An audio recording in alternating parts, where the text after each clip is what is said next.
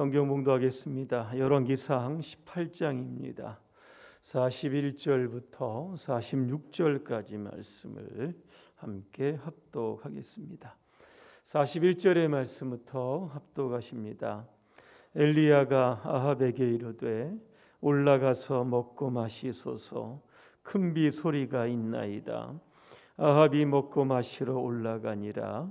엘리야가 갈멜산 꼭대기로 올라가서 땅에 꿇어 엎드려 그의 얼굴을 무릎 사이에 놓고 그의 사환에게 이르되 올라가 바다 쪽을 바라보라. 그가 올라가 바라보고 말하되 아무것도 없나이다. 이르되 7번까지 다시 가라. 7번째 이르러서는 그가 말하되 바다에서 사람의 손만한 작은 구름이 일어나니이다. 이르되 올라가 아합에게 말하기를 비에 막히지 아니하도록 마차를 갖추고 내려가소서 하라 하니라. 조금 후에 구름과 바람이 일어나서 하늘이 캄캄해지며 큰 비가 내리는지라. 아합이 마차를 타고 이스르헬로 가니 여호와의 능력이 엘리야에게 임하매 그가 허리를 동이고 이스라엘로 들어가는 곳까지 아합 앞에서 달려갔더라. 아멘. 오늘 엘리야의 기도라고 하는 주제로 말씀. 지난 시간 설교 좀 기억을 하십니까? 엘리야가 바할과 아세라의 우상 숭배자들 850명 대 1로 갈멜산에서 누가 참신이냐, 하나님이냐 바할이냐, 이것을 가르는 영적 대결이 있었습니다.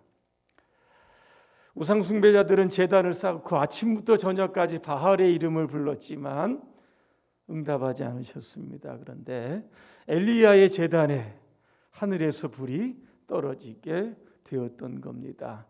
그제서야 이스라엘 백성들이 바알에서 하나님에서 머뭇머뭇거리다가 결국에는 하나님이 참 신이다 그렇게 고백을 했습니다. 그리고 오늘 본문이 이어지는 겁니다. 오늘 엘리야는 이런 영적 전쟁에서 승리한 이후에 얼마나 피곤하겠습니다. 아침부터 저녁까지. 그런데 다시 갈멜산 산 꼭대기로 올라갑니다. 왠지 아십니까? 기도 제목이 있습니다. 3년 6개월 동안 이스라엘 땅에 비가 오지 않은 겁니다. 이 문제를 해결하기 위해서 엘리야는 산꼭대기로 올라가 겁니다. 신약 성경에 보니까 이 부분에 관해서 이렇게 설명을 합니다. 야고보서 5장 17절에 보니까 엘리야는 우리와 같은 본성을 가졌다 그렇게 말씀합니다. 우리는 이상한 좀 편견을 가지고 있는 것 같습니다. 그게 뭐냐면 엘리야와 나와는 좀 다르다는 겁니다. 아무리 신앙생활 열심히 해도 엘리야는 쫓아갈 수 없다 그렇게 생각합니다. 그러나 여러분 착각입니다. 오늘 성경에 보니까 성정이 같다, 같은 본성을 가졌다는 것은 엘리야나 나나 너나 똑같다라고 하는 겁니다. 차이가 있다고 하면 엘리야의 기도와 우리의 기도에 이 차이점이 있는 겁니다. 어떠한 차이가 있는지 오늘 세 가지 말씀을 드리면, 첫째로 엘리야는 믿음으로 기도했습니다. 여러분, 기도는 무엇으로 하는 겁니까? 입으로 합니까? 누구나 다 할 수 있습니다. 그런데 기도는 믿음으로 하는 겁니다. 문제는 사람마다 이 믿음의 크기가 다르다는 겁니다. 좀 큰 사람도 있고 작은 사람도 있는 겁니다. 그런데 오늘 엘리야의 믿음은 좀 큰 것 같습니다. 어떻게 알 수 있냐면 41절에 보니까 엘리야가 아합에게 뭐라고 이야기합니까?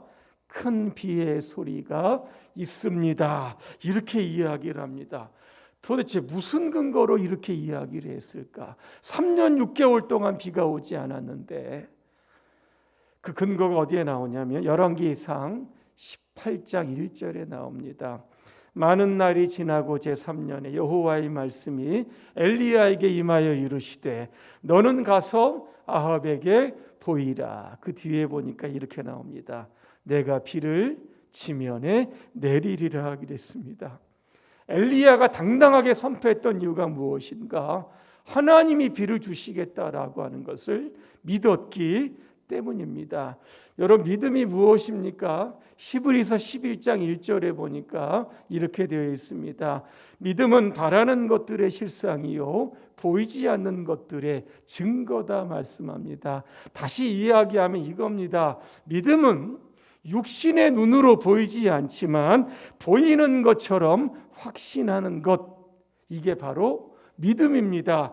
그래서 믿음의 사람은 남이 보지 못하는 것을 보게 되고 듣지 못하는 것을 듣게 되는 겁니다. 오늘 저와 여러분의 삶에 있어서 여러분의 믿음을 방해하는 또 한 가지 요소가 있습니다. 뭔지 아십니까? 의심이라고 하는 겁니다. 사탄은 우리가 믿음으로 기도할 때 항상 의심의 생각을 불어넣습니다. 이겁니다. 기도한다고 비가 오겠어? 기도한다고 이 일이 되겠어? 여러분, 이런 것들입니다. 이 믿음의 기도는 우리의 기도를 스탑을 시키는 겁니다. 그래서 야고보 기자는 이 의심에 관해서 이렇게 설명을 합니다. 의심하는 사람은 마치 바람에 밀려서 출렁이는 바다 물결과 같습니다. 그래서 이런 사람은 주님께 아무것도 받을 생각을 하지 마십시오. 다시 이야기하면 아무리 기도를 해도 기도가 응답이 안 된다라고 하는 겁니다. 여러분, 오늘 밤에 기도하실 때 믿음으로 기도하시기를 바랍니다. 믿음의 눈을 열고 믿음의 귀를 열면 하나님께서 우리가 기도한 대로 응답해 주시는 겁니다. 두 번째, 엘리야는 간절히 기도했다 그랬습니다. 오늘 42절에 보니까 얼굴을 무릎 사이에 넣었다. 얼마나 간절했으면 이런 기도의 자세를 가지고, 그것도 오늘 나중에 보면 아주 오랫동안 기도했던 것을 보게 됩니다. 이 기도의 유형이 예수님께서 겟세마네 동산에서 기도하신 것과 너무나 유사합니다. 누가복음 22장 44절에 보니까 예수께서 힘쓰고 애써 더욱 간절히 기도하셨다 그랬더니 땀방울이 땅에 떨어지는 핏방울같이 되었다. 얼마나 간절했으면 예수님의 기도가 땀이 핏방울이 되었을까라고 하는 겁니다.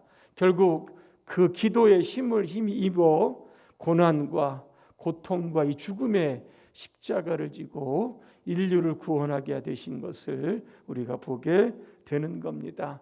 우리는 기도에 관해서 흔히 오해하는 것이 있습니다.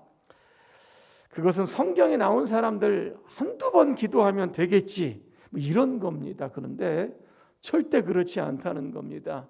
어느 목사님이 영국의 웨슬레의 생가를 방문했다고 합니다.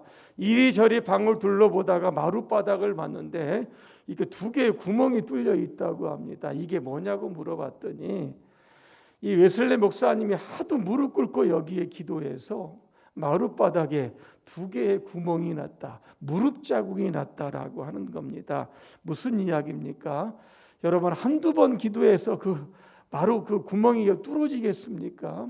수십 번, 수백 번, 수천 번, 수십 년씩 그는 기도하면서 하나님께 매달렸던 겁니다. 그러한 간절한 기도가 결국은 웨슬레를 통해서 영국의 사회를 변화시키는 놀라운 동력이 됐던 겁니다. 그래서 기도할 때는 여러분 간절하게 기도해야 합니다. 세 번째, 이 엘리야의 기도는 어떤 기도냐면 인내하는 기도였다는 겁니다.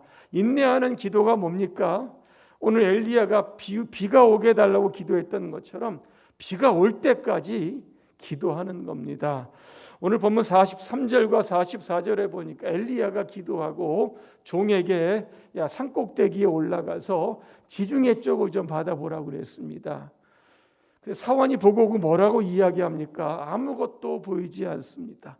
7번까지 다시 가라 그랬습니다. 7번째 가니까 사람의 손바닥만한 구름이 떠올랐다 그랬습니다. 결국 그것은 나중에 큰 비가 되었던 겁니다. 저는 이런 생각을 해봅니다. 7번째까지 갔는데 뭐 손바닥 구름 많은 것도 없고 아무것도 없었다라고 하면 엘리야가 산에서 내려왔을까라고 하는 겁니다. 아마 그렇지 않았을 겁니다. 70번이고 700번이고 7000번이고 비가 올 때까지 그는 산에서 내려오지 않고 하나님께 기도로 매달렸을 거다라고 하는 겁니다. 여러분, 이 기도에는 분량이 있습니다. 그죠? 근데 우리는 근접하기는 하는데 결국 우리가 포기하고 실패하니까 기도의 응답이 오지 않은 겁니다. 하나님께서 우리에게 응답을 주실 때까지 인내하면서 여러분 끝까지 기도하셔서 오늘 저와 여러분이 가지고 온 모든 기도의 제목들 다 응답받게 되시기를 주님의 이름으로 축복합니다. 기도하겠습니다. 은혜로우신 하나님, 기도가 안 됩니다. 기도에 응답이 없습니다. 기도에도 소용이 없다라고 하는 사탄이 주는 의심을 버리게 하여 주시옵소서. 엘리야처럼 기도해서 하늘 문을 열어주시고 축복의 큰 소낙비를 우리의 삶의 현장에 내려 주시옵소서. 예수님의 이름으로 기도합니다. 아멘.